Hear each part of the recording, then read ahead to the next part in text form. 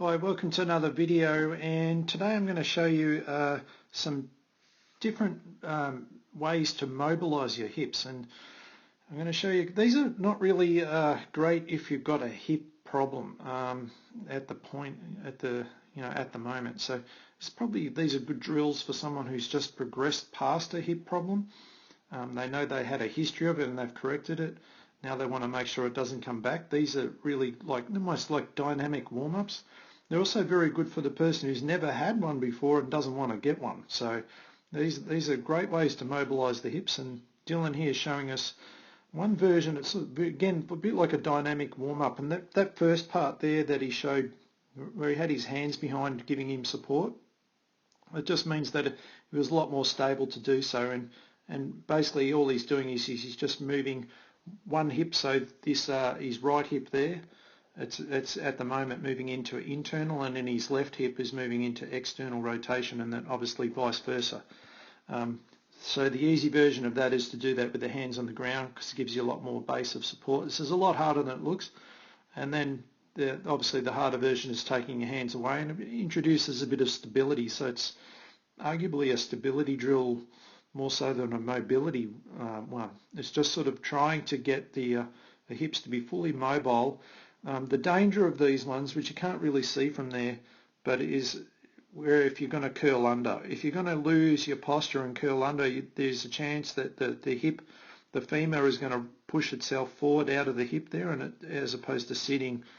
So if you could sort of imagine, we could see his femur, it should be sitting right inside the socket like so. Often with the person who's sucking under, that femur, instead of sitting in the middle, starts to move forward. All right, and that's when we get the pinching and the groin problems, and that's the hip impingement. So that's the danger of using these exercises. So I said at the start, it's not a good choice if you are someone with hip pain right now. If you're not in pain and you've progressed out of it, it might be okay. And if you have never had it, these are great little warm-ups to make sure you don't get it. So this next one is one we've shown before. Is a bit of a thoracic drill, mobilizing to it as well. So I'm probably a little bit cautious with the person with the hip impingement. It can be a bit of an issue, but if it's used wisely, it's okay. It has a bit of an element there. If I just take that back a bit, that front leg, it's almost like in a lunge, and this is where there's a bit of stability being driven through the glutes here, just from this position. Obviously the thoracic is rotating, so you're getting mobility there, and then if I just play it, and you'll see when he changes legs, where the hip part comes into it is in this position here on this other side. So previously we were working the glutes, whereas now we're sort of like opened the hip capsule up, it's come out of flexion, and now it's into extension. And basically the other side is trying to hold it stable and still while he's mobilizing through here. So a lot of people are very familiar with this drill, and it can be good, but sometimes it can be bad. A bit like for the one that I said before, sometimes that femur, instead of sitting right inside the socket there, it starts to get pushed forward, so coming out. So it's actually a weakness through the hip that creates stiffness and problems through the hip and groin area. All right, so if it's used wisely, it's good. If it's abused or if you're just not stable enough, I wouldn't recommend it. Okay, so now there's a couple of other ones that we're going to show. These are they start to bring in again a little bit of the stability problem. So they're arguably a stability exercise as much as a mobility one. So this is in a kneeling position, very similar to that one we had before, and this is where Dylan's using a hurdle here to try and make sure his leg clears it. And so the leg in the air obviously is going into full external rotation. And you can see how there's a stability challenge through here. All right, so his trunk, his pelvis and the glute on this opposite side are actually being trained for stability in order for him to be able to move this leg in the air. All right, so this one's trying to, because the hurdle is making his leg have to clear it, so it has to find extra range. All right, this is what I was saying at the start, probably not a good choice if you're in pain, because you won't be able to do it. You'll have to cheat on it. So there's easier regressions, which we'll show in a separate video of how you would do that, which are really just basic stretches and stuff to begin with. But these are the more advanced mobility drills. which, like again I said at the start, are great for a warm-up for someone who's doesn't have pain or has just come out of it. All right, so really good. And Dylan plays a lot of football, so these are good little drills, and he's had a history of hip problems before, so hence that's why he's using them. All right, so then once you've sort of gone from that one, the progression would be go from kneeling to standing, and it's almost the same exercise. Now this brings into play any foot stability issues that might be present that can contribute to hip problems. All right, so it's where just because the problem's at the hip doesn't mean it's the main reason for it. It could be a compensation elsewhere. Now this brings problems at the feet, and you'll see actually when he does this that he does make a couple of mistakes.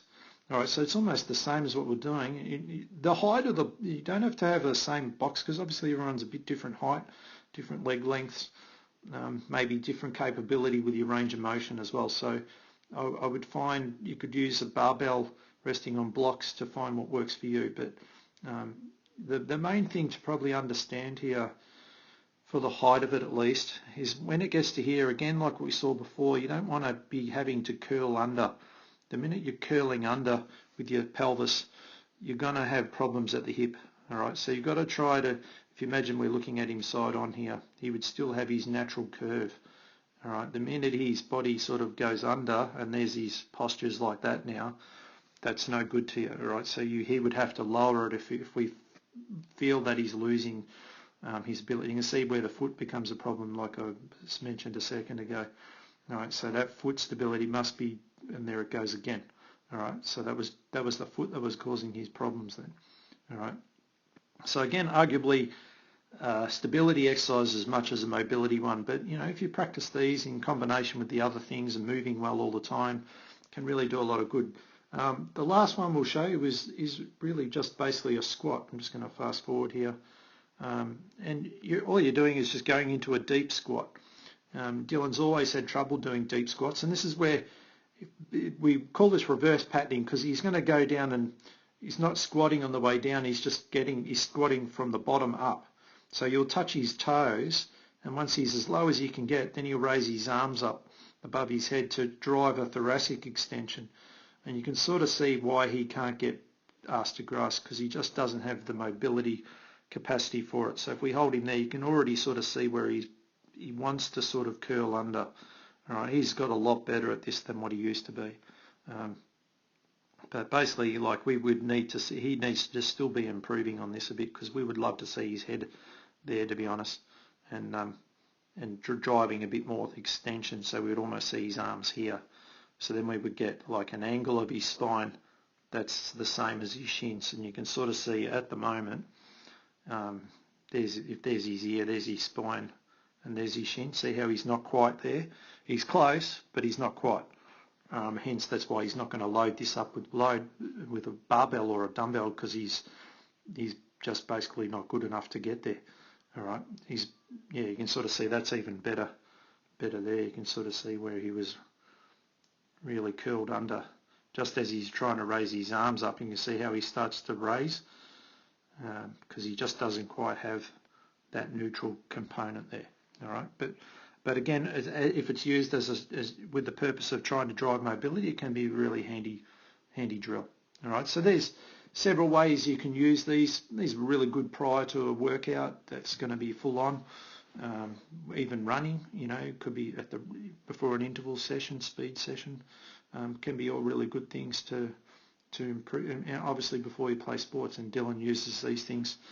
You know, and again, they're different to stretching, because you're not holding these. You're trying to move them. You're just trying to move them with freedom, and guaranteeing their stability at other joints and other areas to ensure that you don't compensate. So it's in preparation for hard things to come. All right. So I hope you enjoy that video, and we'll see you on our next one.